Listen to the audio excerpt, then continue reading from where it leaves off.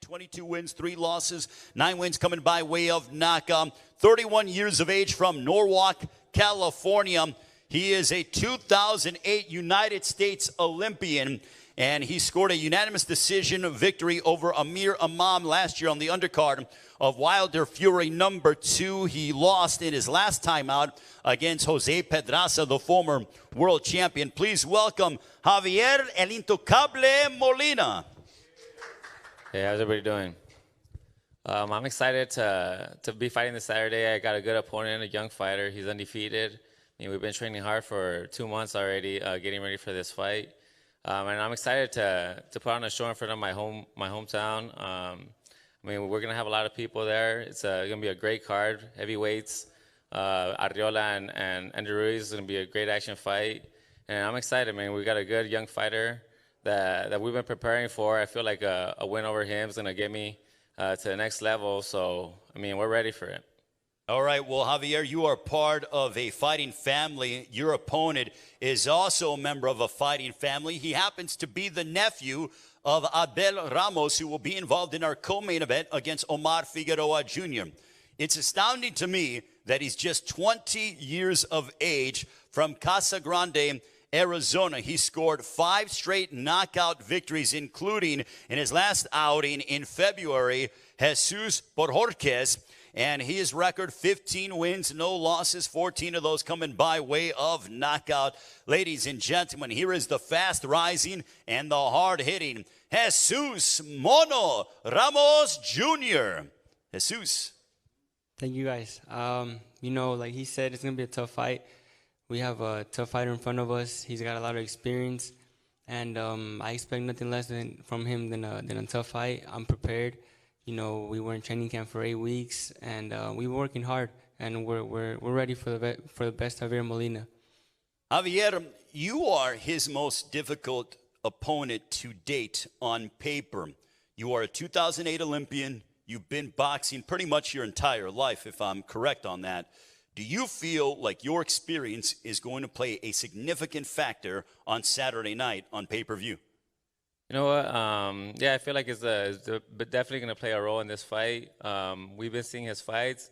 Like I said, he's a young fighter. He has a lot of talent, but he hasn't been in there with anybody in my class yet. So I feel like he's going to play a role. But he's an undefeated fighter. We know he's going to be hungry and he's going to bring it. So we're going to be ready for whatever he comes.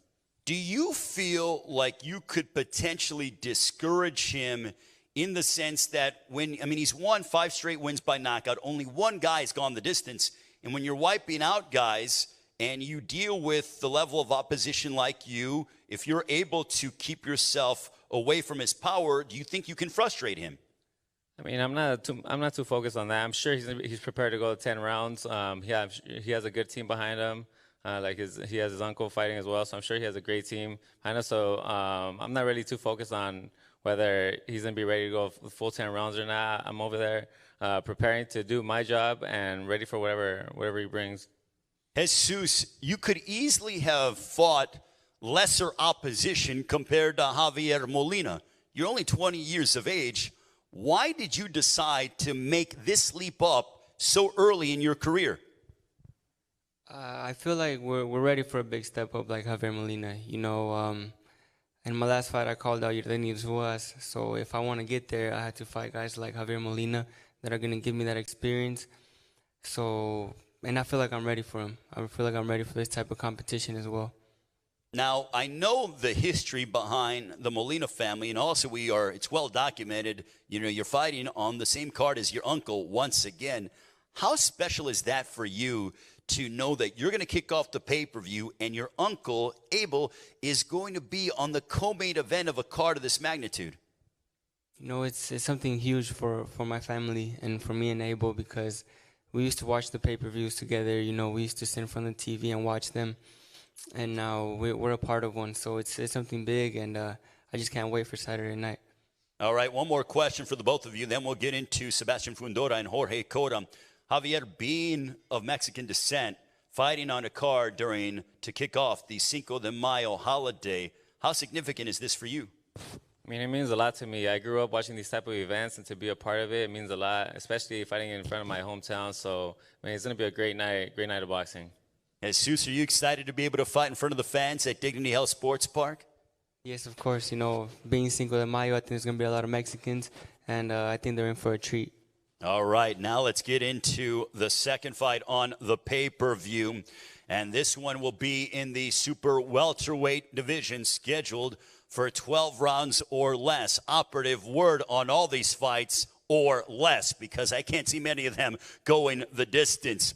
This man, 30 victories, 27 of those coming by way of knockout against 4 defeats. A longtime contender who put himself back into world title contention by defeating Thomas Lamana in January of 2020. Bounced back with 2 straight wins after he suffered back-to-back losses to top super welterweights in Jermell Charlo and Jason Rosario. No shame on that. He hits like a Mack truck. Ladies and gentlemen, please welcome Jorge Demonio Cota. Jorge.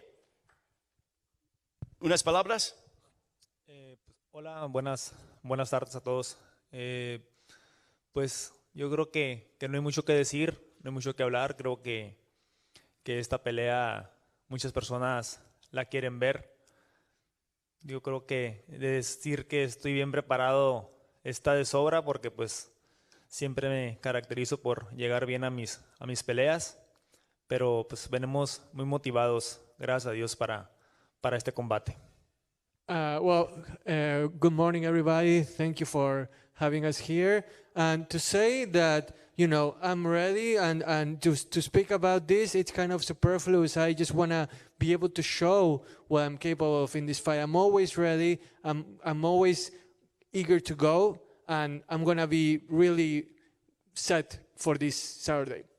All right, well, his opponent on Saturday night, he stands 6 feet, 6 inches tall. 16 wins, no losses, 1 draw, 11 wins coming by way of knockout. Would you believe that he's only 23 years of age, from Coachella, California? He continued his rise up the super welterweight rankings back in December on the undercard, on the pay-per-view undercard of Errol Spence, Danny Garcia at AT&T Stadium in Arlington. He defeated Habib Ahmed, I believe, in 1 round or a couple rounds, or whatever the case may be. I know it didn't last a few more than that, but he looked unbelievable in that fight. Ladies and gentlemen, please welcome the towering inferno, Sebastian Fundora. I'm very excited to be here. LA's open. It seems like the fans are going to be here, so I think it's a big week in boxing. The fact that the fans are going to be here in one of the meccas of boxing, LA. I've been through hard camp, 2 camps for Cota, so we're more than prepared for what Saturday brings. Jorge, and we have Martin Butter to translate, but Jorge, you were supposed to fight, you know, Fundora in December, but you came down with COVID, but now you get the opportunity yet again. How thrilled are you to be able to step inside the ring against Sebastian Fundora? Jorge, se suponía que ibas a pelear contra Fundora en diciembre, pero lamentablemente te agarró COVID. Ahora tenés la oportunidad de volver a pelear contra él. ¿Cómo te sentís de cara a esta pelea y qué tan confiado estás? Bueno, sí, es verdad. Desafortunadamente, el año pasado, el 5 de diciembre, pues nos dio COVID y pues no se pudo hacer el combate. Creo que confianza, yo creo que traigo en mi persona, traigo mucha confianza en mi preparación, en todo mi equipo de trabajo. Estoy muy motivado porque quedarme pelear con un peleador como Fundora, pues también es motivante. Un muchacho que va invicto. Creo que va a ser muy buena pelea. Well, like you mentioned, I came down with COVID in December. Unfortunately, I wasn't able to fight, but now I'm ready, and this motivates me a lot because fighting someone that's undefeated like Fundora is a challenge that I live for and that I want to be up for anytime, anywhere. Jorge, in the press conference a month ago, when we were doing it via Zoom to announce this undercard, you said this fight isn't going the distance.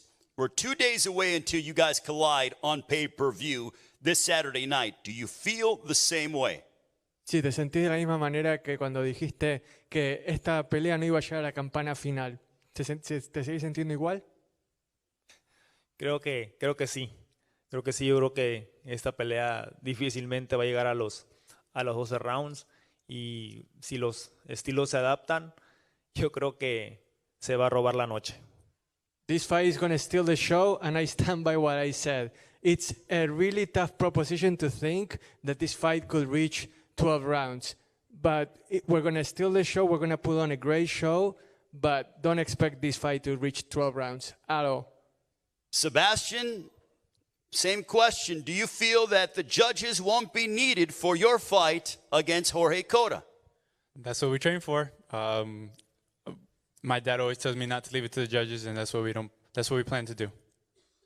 How much do you enjoy knowing that this guy's not going to be hard to find? He's going to come forward, and you know he brings power. You know he's aggressive. Does that excite you? Very much, very much. He says he plans to bring or make this fight a war, and that's what I'm expecting. You know, nothing less from a great Mexican fighter. So as I look at you, you're 6'6". You have a crazy reach and these physical attributes. Yet, what I love about you is that you love to mix it up on the inside. I'm sure your dad Freddie's around here somewhere, and I'm sure that drives him nuts at times. But why do you decide to have these crowd-pleasing firefights? I remember when you fought in Minneapolis, when you made your PBC debut, and you decided to go toe-to-toe with the guy who was shorter than you, and you finished him. Why do you do that? It's just in my blood. You know, we have the Mexican blood. We have that good pride of a warrior, and it's something I love, you know.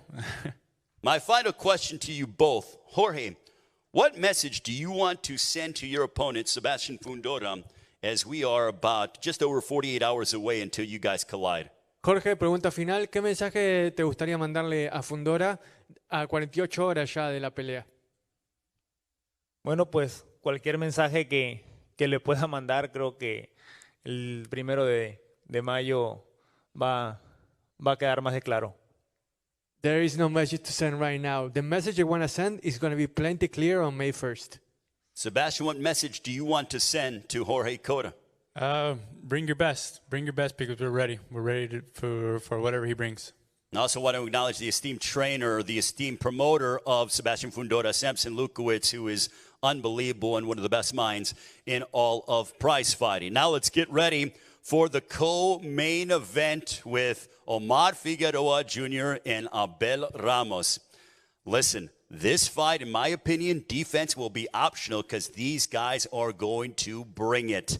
This man, 26 wins, 20 of those coming by way of knockout against 4 losses and 2 draws. 29 years of age from Casa Grande, Arizona. He is the uncle of rising welterweight star Jesus Ramos. He's a veteran welterweight contender who came up short in a decision loss at the hands of reigning WBA welterweight champion Yordenis Ugas. Ladies and gentlemen, here is the always exciting and entertaining Abel Ramos. Good morning, everybody. I just want to say that I'm happy to be here. I'm excited to kick off the Cinco de Mayo festivities with this great boxing card. And I'm excited for all the fights here and for my fight as well. And speaking of action fighters, well, the man to my right, he has been in his fair share of wars. 30 wins, 1 loss, 1 draw, 19 wins coming by way of knockout. A former world champion from Weslaco, Texas, trained by Joel Diaz. I mean, you know, you talk about thrilling confrontations. He has had those inside the boxing ring. His last fight was a loss in July of 2019, incidentally, to reigning WBA welterweight champion Yordenis Ugas, but he's back, he's focused. Ladies and gentlemen, introducing Omar Panterita Figueroa Jr. Thank you. Gracias. Primeramente quiero darle las gracias a los medios por estar aquí, a Dios por la oportunidad de estar aquí frente a todos ustedes de nuevo, a toda la gente que hizo este show posible, a toda la gente que está arriesgando su vida, estando aquí con COVID y todo eso. Gracias. A mi equipo por tener confianza en mí todavía. Gracias, Joel, a Al Heyman por confiar en mí todavía. Gracias. Les prometo que va a valer la pena, como les he demostrado en este campo de entrenamiento. Todo nos fue fenomenal. Estamos más que listos para esta pelea y pues ya no, la verdad, no cabe decir más. Es mejor demostrárselos ya el 1 de mayo. Así que Thank you all eso for having haremos. me here. I'm really thankful, not just to my team, to Al Hyman for believing in me, to everyone that has helped me along the way, but also to the people that are here helping us set this up, that are risking their lives with all this COVID stuff to make this event a successful one. And you know what? Anything that I have to say about this fight right now, it's really something that I'm going to show on the ring on May 1st. So, God willing, I'm going to be able to showcase my best on May 1st. Martin Bader just continues to translate, even though Omar Thank speaks you English, for it. but he's doing a wonderful job throughout the entire presser. Omar, if you want to go ahead and say something in English. Yes, I want to thank the media, the fans for being here. Thank you for translating. I appreciate it. But yeah, I mean, we had a wonderful camp. Like I said, I'm just thankful. I'm thankful for everyone that made this possible. Thankful for PBC, for Al Heyman for still believing in me, for my team for still believing in me, for everyone that put this together, for the people behind the scenes that risk their lives and their health and their well-being and their families being here, having to provide. So without further ado, we had a wonderful camp, healthy. Finally, we had a camp like we used to have them 10 years ago when I was, just a young kid full of hope and without a messed up body. But so everything went great. We're excited for May 1st, and no more room for words. We'll just show you guys on Saturday. Abel, for you, this guy likes to come forward. And again, I mean, these fights, guys like to come forward, throw a lot of punches. How much do you enjoy the notion that you're not going to have to chase around the ring to find him? He's going to be right there in the center, and you get to meet him in the center of the ring on Saturday. Yeah, it's very exciting for me, and of course for the fans. I think the fans are the ones that enjoy those types of fight more. I remember when I was a young kid, looking up fights on YouTube, and I would always look up fights that were close combat fights, a lot of punches, because those are the ones that are exciting for the public, and I think that's what we're gonna have on May 1st, a great exciting fight between me and Figueroa. So what is the difference going to be in the fight against Omar Figueroa Jr.? I think just I don't know, man. We're just gonna have to see in the fight. It's gonna be an exciting fight, and whoever wants it more is gonna win that fight. My final question to you: you're fighting on the same card as your nephew, Jesus Ramos Jr. He's kicking off the pay-per-view. As you're getting warmed up, are you going to be paying attention to his fight? And, does that sort of energize you as you get ready for your co-main event on Saturday? Yeah, man, of course. I'm excited to see the fight between my nephew and Javier Molina. I think they're going to be an explosive fight.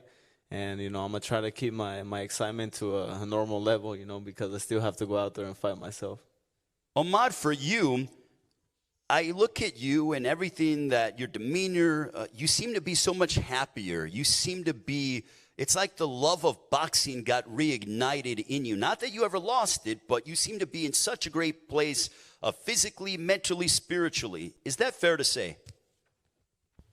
Sí, o sea, no es que haya conocido el amor del boxeo, sino que nunca se me fue. El punto es de que ya saqué toda la negatividad que llevaba el boxeo, y pues ya, como digo, este campo lo hicimos muy diferente. Nos preocupamos por mi cuerpo primero, más que nada, y fue lo que nos dio resultados. So, would you repeat the question? No, I was asking you, you seem to be in such a good place in all aspects of your life. So is it fair to say that you have this renewed love for boxing? So yeah, as I was saying, it's not this renewed love. I just got rid of all the bad stuff, all the aches and pains and all the luggage that I had been carrying my whole life because of boxing. So you're healthy now is what you're saying? Yes, I'm healthy, I'm happy, like you said, and we had a great camp and no distractions. We were just able to work. Why do you love to be involved in these toe-to-toe fights? You have very good boxing skill, but you always tend to almost fight in a phone booth and mix it up and start throwing big shots at your opponent. Do you enjoy the combat? Well, I just want to get it over with as soon as possible, and I feel like that's, that's the higher likelihood I get of landing a punch is going to end it. So I'd rather just go out there and try to end it as soon as possible. So what can the fans expect on Saturday night against Abel Ramos? The same thing, except more refined. We were actually able to train this time, so we were able to refine my attack better. So we'll see the same Omar, except just way more efficient. All right, I'm going to go around and get final predictions from the fighters. I'm going to start off with our opening pay-per-view matchup, 9 Eastern, 6 Pacific time. Don't forget this pay-per-view is a better value and cheaper than most pay-per-views. Javier Molina, how's it going down against Jesus Ramos? I'm predicting a W, whether it's a decision or KO. We're going to go out there to get the W. Jesus, prediction time. The same thing, I'm coming to win. I'm not coming to lose. And if knockout presents itself, we're gonna take advantage of the opportunity. All right, now we got Jorge Cota, Sebastian Fundora. Jorge, predicción para tu pelea. Una guerra. Esto es lo que tengo que decir. Esta pelea va a ser una guerra. ¿Qué dijiste? ¿Una guerra y qué? Perdón. Esta pelea va a ser una guerra. This fight is gonna be a war. That's my prediction. Well, before, I know that the late, great, marvelous Marvin Hagler, who wore the hat that said war before his matchup, you know that he's looking down upon this and smiling from ear to ear. Sebastian, your prediction. Same thing. I think of it as a war, but wars end, so expect something like that. Oh, I can't wait for that one. I'm excited. All right, co-main event time. Abel Ramos, Omar Figueroa Jr. Abel. You guys can expect I'm expecting an exciting fight, and with the win, of course. Omar, your prediction. He won't make it to the 6th round. He's not making it to the 6th round. All right, what do you want to say about that? I cannot leave this press conference without saying, what do you say about that? You're not going to make it to the 6th? I'll make it, but he won't. Oh, man. The temperature's getting hot up in here. All right. The pay-per-view Saturday night, 9 Eastern, 6 Pacific time. Before that, the Fox card, 7 Eastern, 4 Pacific time. It is Fox Sports PBC pay-per-view promoted by TGB Promotions. Thank you all to the media and the fans joining us around the world. Now we are going to have the fighters face off for photos and pleasantries. So thank you very much, and we will see you tomorrow for the weigh-in live on FS1.